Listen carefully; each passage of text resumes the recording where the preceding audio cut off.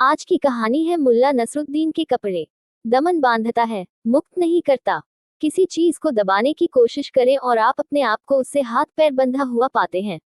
एक शाम, जब मुल्ला नसरुद्दीन अपने कुछ दोस्तों से मिलने जा रहा था, तभी एक पुराना दोस्त वहां आ गया। उन्हें एक दूसरे को देखे हुए 20 साल हो गए थे। दोनों खुशी से एक दूसरे से दूर थे।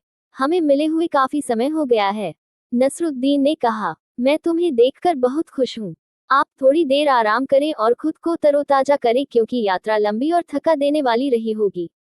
मैं शीघ्र ही उन कुछ मित्रों से मिलने जाऊंगा जिनसे मिलने का मैंने वादा किया है। अरे नहीं, मित्र ने कहा, मुझ में आपकी संगति का एक मिनट भी बर्बाद करने का साहस नहीं है। मैं तुम्हारे साथ चलूंगा और रास्ते में हम बातें कर सकेंगे, यदि तुम मुझे एक कोट उधार दोगे, क्योंकि मेरे कपड़े गंदे हैं। अब नसरुद्दीन के पास राजा द्वारा उपहार में दिया गया कीमती कपड़ों का एक सेट था, जिसे उसने उचित अवसर के लिए अपने पास रख लिया था। वे एक महंगा कोट, एक पगड़ी और एक जोड़ी जूते थे। उसने उन्हें कभी नहीं पहना था, लेकिन आज एक विशेष दिन था, और इससे अधिक उपयुक्त क्या हो सकता है कि उसका बचपन का दोस्त उनका उपयोग करे। वह जल्दी से उन्हें बाहर लाया और अपने दोस्त को दे दिया। वह बहुत खुश था कि कपड़े सही समय पर काम आ गए थे। लेकिन जब वह दोस्त शाही पोशाक पहने हुए सामने आया, तो नसरुद्दीन को ईर्ष्या की भावना महसूस हुई। कपड़े बहुत खूबसूरत लग रहे थे और उसका दोस्त उनमें बहुत खूबसूरत लग रहा था। क्या उसने उसे ये कपड़े देकर कोई बुद्धिमानी का काम किया था? वह उसके सामने लगभग नौकर जैसा दिखता था।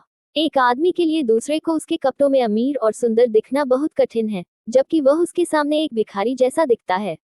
अगर कपड़े दोस्त के होते तो भी मुश्किल होती, लेकिन ये तो और भी बुरी बात थी।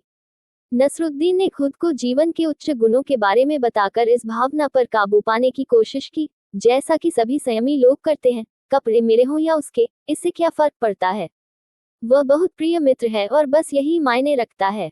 कपड़ों में क्या है। इस प्रकार उसने खुद को ईर्ष्या की व्यर्थता के बारे में समझाने की कोशिश की। लेकिन अफसोस कि वे जिस किसी से भी मिले उसकी नजरें दोस्त और उसके कपड़ों पर टिक गईं। दुनिया कपड़े देखती है, आदमी नहीं। किसी ने भी नसरुद्दीन की ओर इतनी नजर उठाकर भी नहीं देखा कि उसकी तमाम घमंड भरी बातों के बावजूद वह दर्द और पीड़ा से भर गया। आखिरकार वे कॉल के पहले घर पर पहुंचे। दरवाजा खुला और नसरुद्दीन का दोस्त बाहर आया, लेकिन उसकी नजर दोस्त की पोशाक की भव्यता पर पड़ी। नसरुद्दीन ने ये नोट किया और अपने दोस्त का परिचय देना शुरू किया। यह मेरा बचपन का दोस्त है, बहुत अच्छा व्यक्ति है, लेकिन जहां तक इसके कपड़ों की बात है, तो वे मेरे हैं। एक अनजाने क्षण में शब्द बाहर गिर गए और नसरुद्दीन को बहुत पछतावा हुआ। उसके व्यवहार से मित्र भी आश्चर्यचकित था और घर के लोग भी। जब वे बाहर आए, तो मित्र ने उन्हें डांटा, मुझे माफ कर दो, लेकिन मैं तुम्हारे साथ आगे नहीं जा सकता। तुमने मेरा अपमान किया है। अगर मुझे पता होता, तो मुझे अपने ही कपड़ों में तुम्हारे साथ जाना चाहिए था। भले ही वे गंदे थे, वे मेरे थे। कपड़ों पर इशारा करने की जरूरत कहाँ थी। नसरुद्दीन ने माफी मांगी। फौरसोत, कोई जरूरत नहीं थी। प्रार्थना करो, मुझे माफ कर दो, ये जुबान की फिसलन थी। उसने कहा, जबान कभी फिसलती नहीं, ये बात हमेशा याद रखो। मन में जो चलता है वह जुबान पर जरूर आता है। जो भीतर दबा हुआ है, वह अचानक ही बाहर आ जाता है, जैसे बंद केतली से भाप फूटती है। केतली का कोई दोष नहीं है। भाप भीतर इकट्ठी हो जाती है और बाहर निकलना चाहती है। अगर केतली फूट भी जाए तो उसे बाहर निकलना ही है। मित्र ने कहा, यदि आप ऐसा कहते हैं, तो मुझे आप पर विश्वास है। लेकिन अगले घर में सावधान रहना। नसरुद्दीन ने उसकी बातों पर नजर रखने का वादा किया, और अपनी ईमानदारी साबित करने के लिए उसने अपने दोस्त को कपड़े भी उपहार में दिए। अब से वे तुम्हारे हैं, उसने उससे कहा। वे अगले घर में आए। यहाँ भी घर का आदमी और उसकी पत्नी दोस्त और उसकी पोशाक को घूरे बिना नहीं रह सके। फिर नसरुद्दीन के पास आया। मैं कितनी मूर्ख हूँ कि उसे तुरंत कपड़े दे दूं।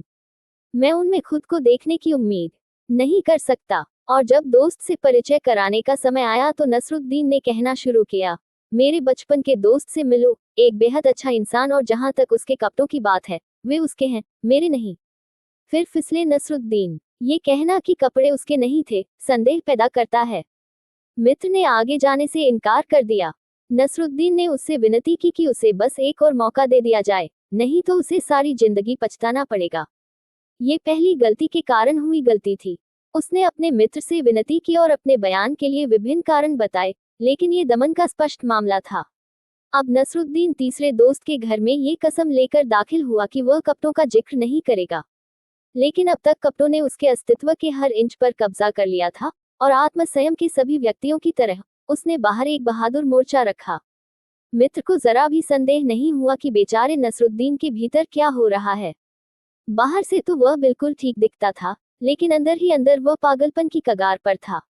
उसने जिधर भी देखा उसे कपड़े ही कपड़े नजर आए।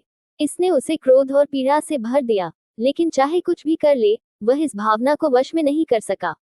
इसलिए उसने अपने मन में अपना संकल्प दोहराना शुरू कर दिया, कहीं ऐसा न हो कि वह फिर से फिसल जाए। मुझे कपड़ों के बारे में बात नहीं करनी चाहिए, मुझे कपड़ों के बारे में बात नहीं करनी चाहिए। और अब उन्हें एक बार फिर अतिथि का परिचय कराने के लिए बुलाया गया। बेचारे नसरुद्दीन के पूरे शरीर पर कपड़े बिखरे हुए थे। उसने परिचय देना शुरू किया, यह मेरा दोस्त है। हम एक दूसरे को कई वर्षों से जानते हैं और अब वह लंबी अनुपस्थिति के बाद मुझसे मिलने आते हैं। और जहां तक उसके कपड़ों की बात है, तो मैंने शपथ खाई है कि मैं यह न बताऊंगा कि वह किसका है। दबा हुआ मन इसी प्रकार कार्य करता है। ये जिस चीज को दबाने की कोशिश करता है उसी में शामिल हो जाता है। मन रोगग्रस्त हो जाता है, जुनून पैदा हो जाता है। क्या यह आत्मसंयम है? निश्चित रूप से नहीं, लेकिन वर्षों से इसे इसी तरह परिभाषित किया गया है। आज भी जब कोई संयम बरतना शुरू करता है तो वह आत्मदमन से ही शुरुआत करता है। नतीजा ये होता है कि वह जिस चीज को दबाने की कोशिश करता है, उसी के विकृत रूप उसके दिमाग पर कब्जा कर लेते हैं।